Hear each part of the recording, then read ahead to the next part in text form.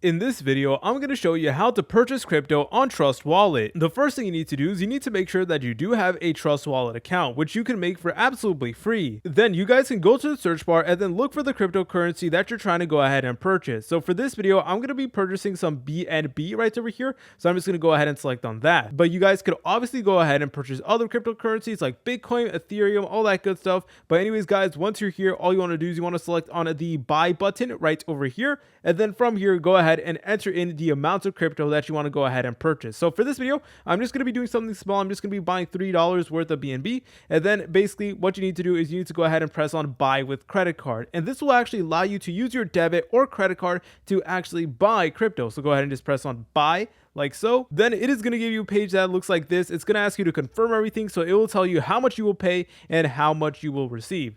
So once you're done with that, go ahead and press on proceed to buy. Now, I will warn you guys, some of these methods may not work for your specific location. So every platform has their own rules. So right now we're using Alchemy right over here. But anyways, guys, you will then get a screen that looks like this. You guys can go ahead and select on e-wallet or card.